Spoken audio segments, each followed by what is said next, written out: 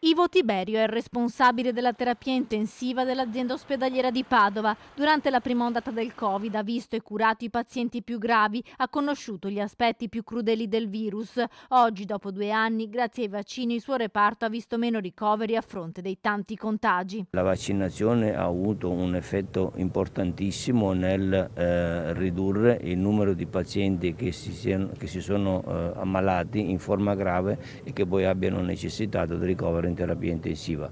Si calcola che la capacità del vaccino, secondo i vari studi e i vari report, possa aver avuto un effetto protettivo di 30-40 volte nella probabilità di ridurre il rischio di finire in terapia intensiva. L'azienda ospedaliera di Padova in Veneto è stata la prima ad aprire e ad allestire i reparti di semi-intensiva, una scelta che ha permesso di portare avanti cure che hanno evitato la terapia intensiva a molti pazienti.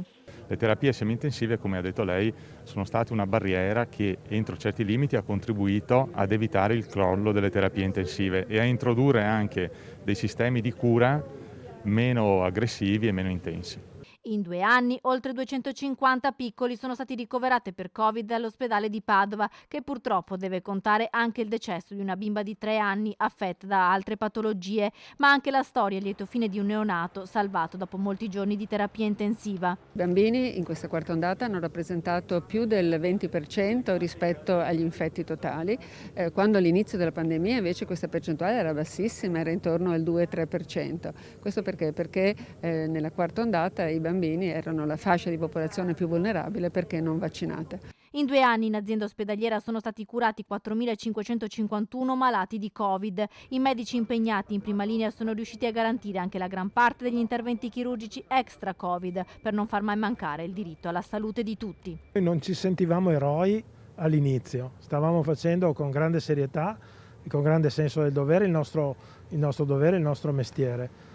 Non ci sentiamo adesso sotto accusa.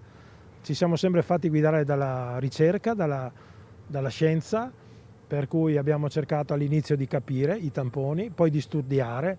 Ricordo lo studio pubblicato su Nature, su VO, sulla diagnosi della malattia, trovare le nuove terapie, i monoclonali, i sieroiperimmuni e adesso i vaccini.